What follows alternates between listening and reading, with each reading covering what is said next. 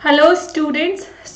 जैसे कि आप जानते हैं कि लास्ट वीडियो में मैंने आपको Indian air force AFCAT exam air force common admission test जो फरवरी में होने जा रहा है उसके नोटिफिकेशन के बारे में समझाया था। क्या एलिजिबिलिटी है, कितनी वैकेंसीज है, technical non technical flying ground duty, वो सब में मेन एंड वुमेन दोनों का समझाया था।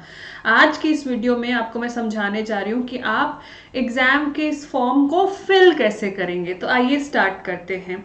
जैसे कि आप यहाँ पे देख पा रहे हैं, मैंने ये लिंक यूज किया है। अगर आप सिंपली एफकेट सी डैक भी डालेंगे तो भी निकल जाएगा। ध्यान रखिएगा, सिंपली सी डैक मत डालेगा, क्योंकि सी डैक की एक और वेबसाइट है कंप्यूटिंग के रिगार्डिंग। ये आप एफ सी डैक लॉग इन डालेगा नॉर्मल गूगल पे तो भी आपको मिल जाएगा, अदरवाइज आप इस लिंक को फॉलो कर सकते हैं। ऑलराइट, अब मैं जा रही हूँ कैंडिडेट लॉगिन पे। तो जैसे कि आप देख सकते हैं, दिस इज मुझे 1/2022 की साइकिल के लिए जो है फॉर्म फिल करना है। ओके, रजिस्टर पे जाइए अब। ओके, तो जब भी आप कोई फॉर्म फिल करते हैं, ये बहुत बढ़िया होगा कि आप अपने एक डायरी के अंदर जो है सारे पासवर्ड्स वगैरह लिख के रखें।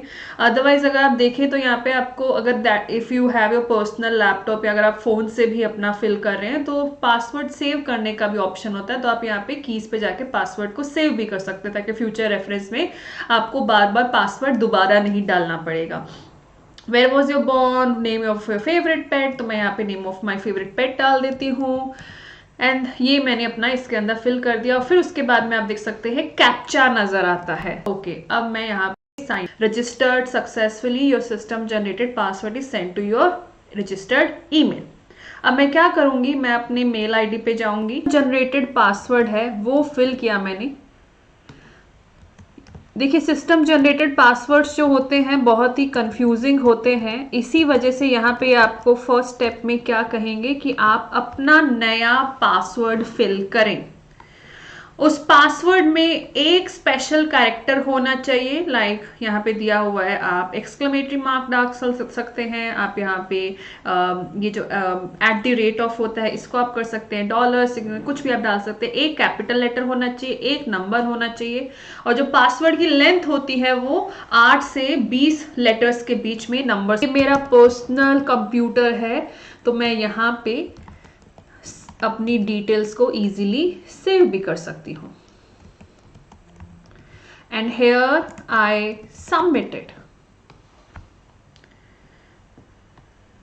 याद रखिएगा अपने नए पासवर्ड वगैरह को। And here I log in. Yes, अब ये आपको आप देख सकते हैं सेलेक्ट एग्जाम कैटेगरी। आप एनसीसी के थ्रू जा रहे हैं तो एनसीसी वाले पे जाइए। आप एफकेट रिटर्न एग्जाम के थ्रू अगर एएफएस पे जाएंगे, एयरफोर्स की एसएसबी में जाएंगे, तो आप एफकेट पे करिए। मैं यहाँ पे एफकेट के थ्रू भर रही हूँ। तो इंस्ट्रक्शंस आपका फर्स्ट स्टेप रहता है, aspirants for IAF are required to apply by using the link this is, हम ऑलरेडी इस लिंक पे है। ठीक है, रजिस्टर्ड आईडी वगैरह सब हमने डाल दिया, name of the candidate block letter में ये सब लिखा हुआ है। ये मैं आपको साथ साथ फिल करते हुए भी समझाऊंगी। और हमने पिछली वीडियो के अंदर ऑलरेडी गाइडलाइंस पढ़ चुके हैं प्रॉपरली। तो अब मैं यहाँ पे I have read the guidelines, और अब मैं जा रही हूँ सेव एंड कंटिन्यू पे। तो जैसे कि आप देख सकते हैं मेरी डिटेल्स यहाँ पे ऑलरेडी शेयर्ड है। ठीक है, मतलब जो मैंने अपने फादर नेम, मदर नेम और अपना ईमेल आईडी डाला। अब मैं यहाँ पे, अगर आप चाहते हैं तो कोई अपनी ऑप्शनल ईमेल आईडी डाल सकते हैं। नेशनैलिटी आ गया, मेरा फोन नंबर ऑलरेडी आ गया। देखिए, कैंडिडेट विजिबल आइडेंटिफिकेशन मार्क बहुत इंपॉर्टेंट होता है। तो लेट्स से मैंने कह दिया I have mole on my right cheek. ठीक है, आप कुछ भी लिख सकते हैं। कोई आपको बर्थ मार्क है, कोई कट है, कोई बर्न है, कुछ भी आप कर सकते हैं। अच्छा, तो अगर आपने सीपीएसएस ऑलरेडी कभी दिया हुआ है, ठीक है, मान लीजिए, और ये आपकी सेकंड एफकेट है या सेकंड एसएसबी है, ठीक है, तो आप यहाँ पे सीएपीएसएस का अपना डालिए कि आप पास हुए थे, फेल हुए थे। अगर आपने नहीं अपीयर किया है तभी, तो आप नॉट अपीयर्ड कर दीजिए, जैसे मैंने आज तक कभी सीपीएसएस नहीं दिया है। अगर आपके पास में कमर्शियल पायलट लाइसेंस है तो आप यस करिए, नो करिए। अगर यस करेंगे तो आपके पास में, जैसे कि आप जानते हैं कि 2 साल का एक्सटेंशन मिल जाता है, लिबर्टी मिल जाती है। आई मीन कि अगर आप 26 साल तक भी है तो भी आप फ्लाइंग ब्रांच के लिए अप्लाई कर सकते हैं। तो मैंने यहाँ पे नो किया। अगर आप एयरमैन ऑलरेडी है इंडियन एयरफोर्स में तो आप यहाँ पे यस करिए, मैंने यहाँ नो किया। आप मेल है फीमेल है और you have selected the female gender. Okay, आप अपना मैरिटल स्टेटस, अगर मान लीजिए आप 25 साल तक के हैं तो आपको ऑफ कोर्स अनमैरिड होना पड़ेगा। अगर 25 साल से ऊपर के तो आप मैरिड भी हो सकते हैं, तो मैंने यहाँ अनमैरिड किया। आप अपनी डेट ऑफ बर्थ यहाँ पे फिल करिए, ठीक है। उसके बाद में अपनी डेट ऑफ बर्थ को यहाँ पे कंफर्म भी कर दीजिए। ऑलराइट, अब मैं गई यहाँ पे सेव एंड कंटिन्यू पे और पर्सनल डिटेल्स प्लीज, मैंने यहाँ पे सेव एंड कंटिन्यू कर दिया। आपकी ड्यूटी है कि आप पूरा प्रॉपरली पढ़ लीजिए, क्योंकि एक बार अगर डिटेल सेव हो गई है आप कुछ नहीं कर पाएंगे। एजुकेशन लेवल आप कर सकते हैं, तो अगर आप 10+2+ ग्रेजुएशन है, 10+2+ ग्रेजुएट प्लस आपने पीजी भी किया हुआ है, या फिर आपने इंटीग्रेटेड पोस्ट ग्रेजुएशन किया, जैसे कुछ यूनिवर्सिटीज होती है जो ग्रेजुएशन और पोस्ट ग्रेजुएशन के साथ में कंबाइंड डिग्री देती है, तो मैंने यहाँ पे 10+2+ ग्रेजुएशन कर दिया। आपको ग्रेजुएशन का लेवल बताना है। अब यहाँ पे आप देख पा रहे ए बी सी और डी। अगर आपको इसमें कंफ्यूजन है तो just tick on this view details. Group A के अंदर बैचलर्स ऑफ इंजीनियरिंग बीटेक आएंगे। ये जो है किन किन के अंदर इनकी बीटेक या बीए होनी चाहिए, एरोनॉटिकल इंजीनियरिंग में, एयरक्राफ्ट मेंटेनेंस में, मैकेनिकल इंजीनियरिंग होनी चाहिए, या फिर मैकेनिकल इंजीनियरिंग के काफी सारे यहाँ पे ऑप्शंस आप देख सकते हैं, industrial engineering, mechatronics, manufacturing engineering, robotics, material science, ये सब आप प्लीज पढ़िएगा। अगर आपने बैचलर्स ऑफ इंजीनियरिंग या बीटेक इनके अंदर किया है, जैसे कि इलेक्ट्रिकल इंजीनियरिंग हो गया, कम्युनिकेशन इंजीनियरिंग, कंप्यूटर इंजीनियरिंग हो गया, computer engineering application, computer science and engineering, तो ये प्लीज आप पढ़िएगा। फिर ग्रुप सी के अंदर है, अगर आपने बीकॉम किया है फॉर अकाउंट्स, ठीक है, जैसे आप जानते हैं अकाउंट्स की वैकेंसी से आपने बीबीए किया है बैच, और that too with finance, specialisation finance में होनी चाहिए। Bachelors of BMS management studies किया, अगेन फाइनेंस में specialisation. Bachelors of business studies किया, again in specialisation in finance. या फिर आपने सीए, सीएमए, सीएस, हाँ सीए का एग्जाम जो चार्टर्ड अकाउंटेंट होता है, कंपनी सेक्रेटरी होता है, ये अगर आपने एग्जाम क्लियर किए हुए हैं, अगर आप क्वालिफाइड सीए वगैरह है, या फिर आपने बीएससी किया हुआ again specialization in finance. Any other graduate group D में कोई भी बीए, बीबीए, बीएससी वगैरह कुछ भी आपने किया हुआ है अपार्ट फ्रॉम बीए और बीटेक, ठीक है, और that not with finance specialization. तो मैं यहाँ पे ये हो चुका है। अब मैं क्या करूंगी, मैं यहाँ पे जैसे कि enter aggregate gross percentage as per your 10+2 higher secondary school marksheet, तो आपके 12th में कितने परसेंट आए थे वो आपको डालने हैं यहाँ पे।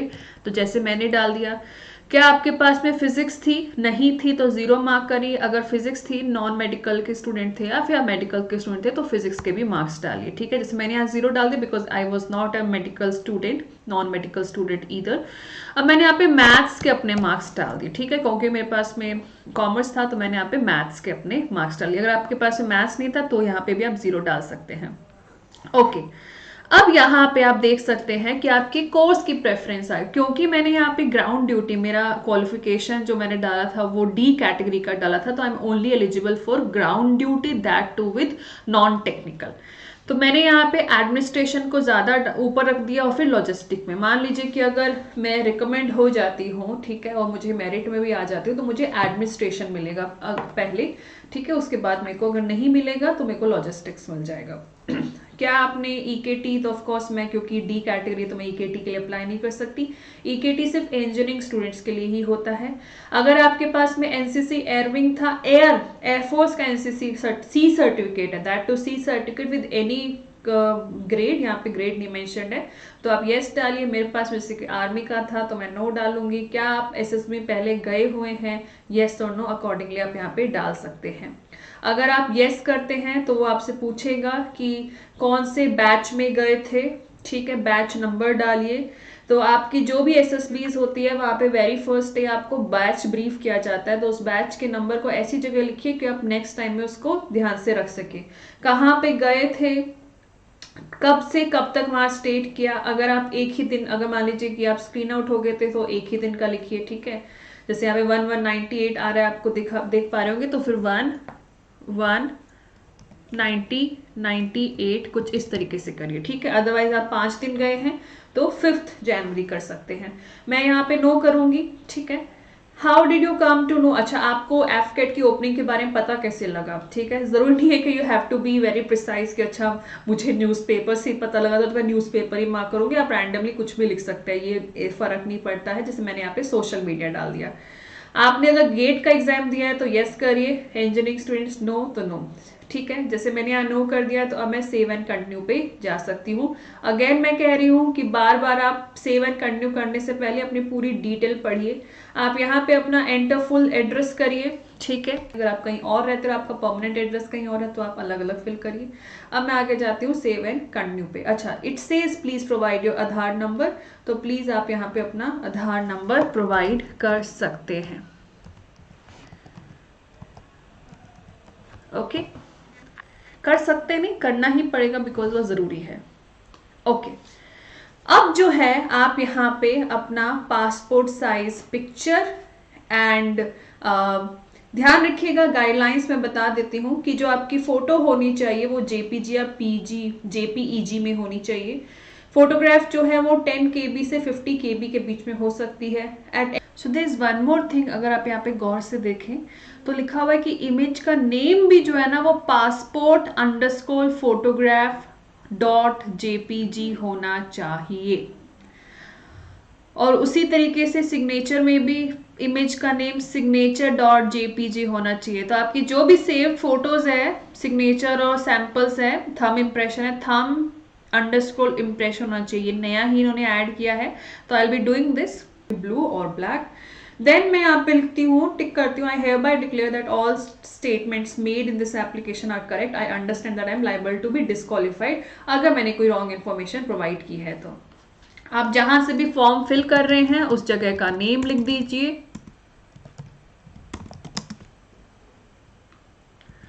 ऑलराइट, और अब मैं यहाँ पे सेव एंड कंटिन्यू कर देती हूँ।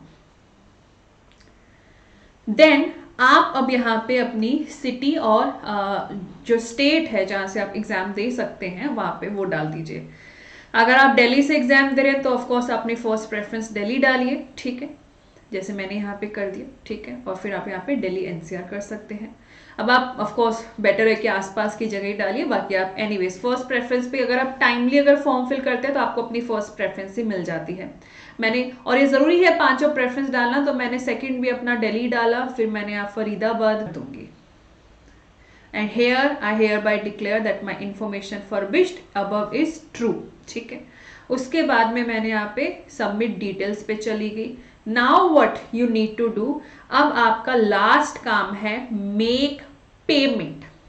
आप यहाँ पे पेमेंट करिए, चाहे आप नेट बैंकिंग का इस्तेमाल कर सकते हैं, यूपीआई का कर सकते हैं, जो भी आपको करना है पे करिए। और फिर आप जो है बैक वापस आप जब साइन आउट करेंगे और आप अपनी प्रिंट स्लिप वगैरह ले सकते हैं। मेक श्योर कि आपके मेल के ऊपर जो है, मेल पे देख लीजिएगा कि आपका रजिस्ट्रेशन नंबर वगैरह प्रॉपरली आ गया है।